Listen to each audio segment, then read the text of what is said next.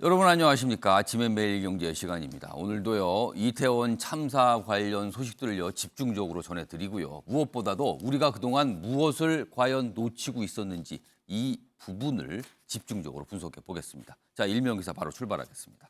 먼저 매일경제 보시죠.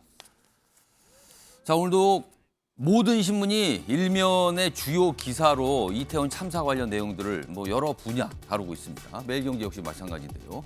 7년 전 경고 패싱됐다. 이태원 비극이 현실로 됐다. 7년 전에 뭔가 걱정, 경고가 이미 있었다는 겁니다.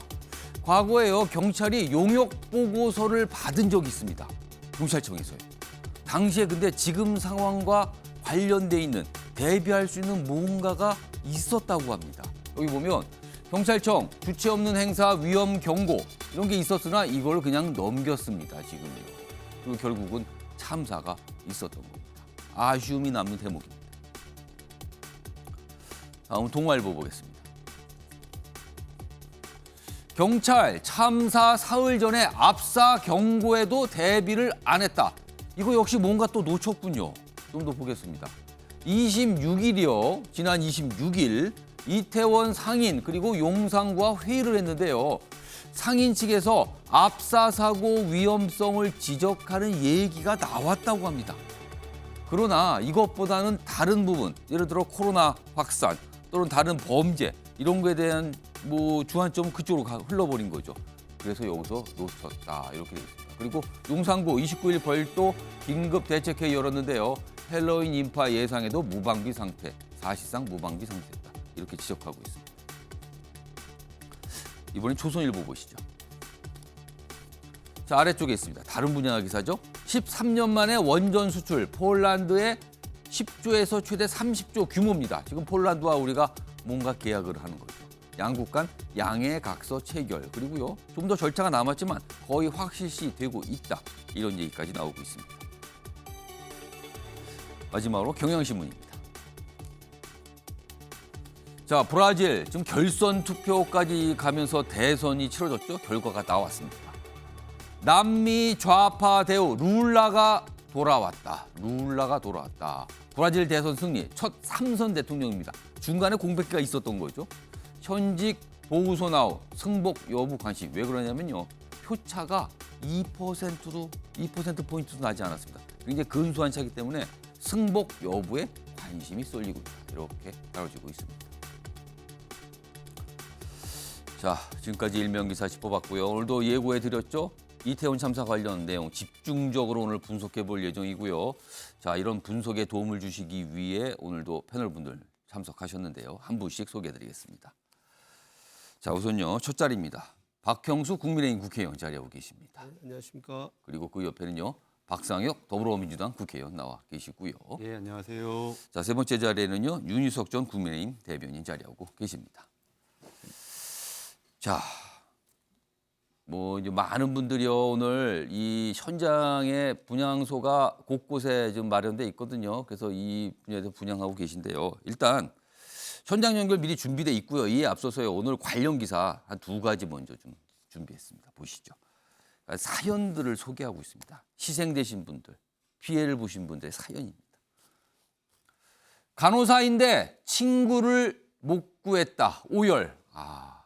간호사인 친구입니다. 그리고 중학생 딸 아내를 잃은 아빠는 실신. 그러니까요. 딸과 아내가 동시에 희생이 된 겁니다. 아래로 가겠습니다. 친구 3명을 동시에 떠나보낸 20대. 구조 못하고 그저 바라만 봤다. 울먹였다는 겁니다. 이 청년은 굉장한 트라우마, 이걸 어떻게 극복을 하죠? 이건 많은 분들이 이걸 걱정하고 계십니다, 지금요. 딸 사망 소식 전화 받은 아버지, 차라리 보이스피싱이었으면 좋겠다. 그리고 이란에서 온 남녀 대학원생도 참변, 가족들보다 동료들이 상주 역할을 하고 있다. 이런 사연도 있습니다. 기사 하나 더 소개해드리죠.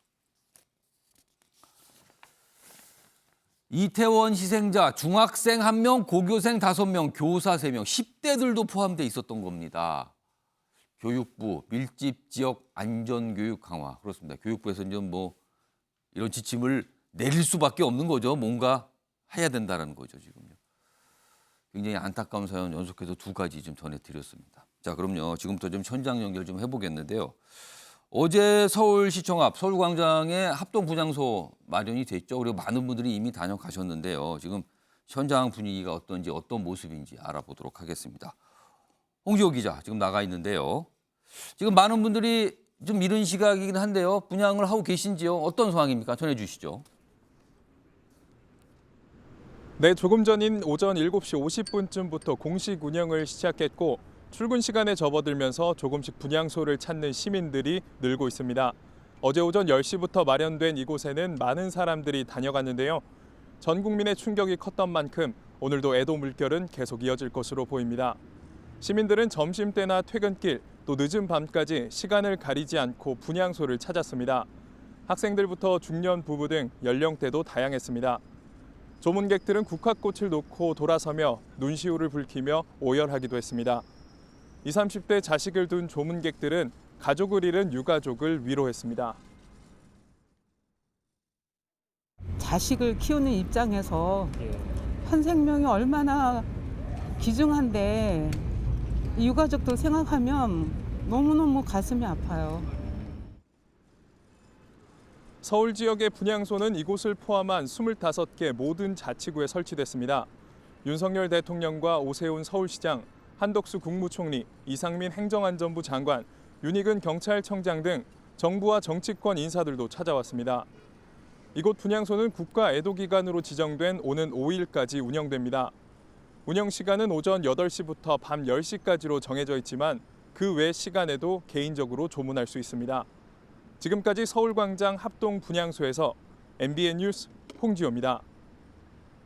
자, 이태원 참사 벌써 일어난 지 사흘째 맞고 있는데요. 지금요, 사고 났던 골목에서 가장 가까운 이태원역 1번 출구에 많은 분들이 지금 다녀가 계신데요. 거기에 고인들을 애도하는 추모 공간이 작게 마련돼 있고요. 지금 많은 꽃들, 국화꽃들이 놓여 있다고 합니다. 자, 추모 공간 나가 있는 취재 기자 연결해 보겠습니다. 자, 이시열 기자. 자, 이태원역 주변 지금 어떤 분위기입니까? 전해 주시죠. 네, 저는 이태원역 1번 출구 앞에 나와 있습니다. 지금 제 뒤에 있는 추모 공간에는 국화꽃이 수북이 쌓여 인도의 절반 이상을 메웠는데요. 이곳에서 30여 미터 떨어진 사고 발생 현장은 여전히 경찰 통제선으로 막혀 있어 취재진을 제외하곤 접근이 어려운 상황입니다. 사망자는 1명이 늘어나면서 오늘 오전 6시 현재 이태원 참사 사망자는 155명으로 증가했는데요. 밤사이 여성 중환자 1명이 상태가 악화되며 끝내 숨진 것으로 알려졌습니다. 사망자는 연령별로 20대가 103명으로 전체 사망자의 3분의 2로 집계됐고 이 가운데 외국인은 26명으로 확인됐습니다. 부상자는 3명이 더 늘어 152명으로 집계됐습니다. 당시 사고 현장에 있었던 사람들의 소지품은 경찰이 모두 수거해 서울 용산구 원효로에 위치한 다목적 실내체육관 1층에서 찾아가실 수 있습니다. 어제 하루 동안 많은 추모객들이 이곳 이태원역 추모 공간을 찾았는데요. 고인과 함께 했었던 친구들, 인근 상인들, 그리고 종교계에서도 사고 현장을 찾아 고인의 명복을 빌었습니다. 추모객의 목소리 한번 들어보시죠.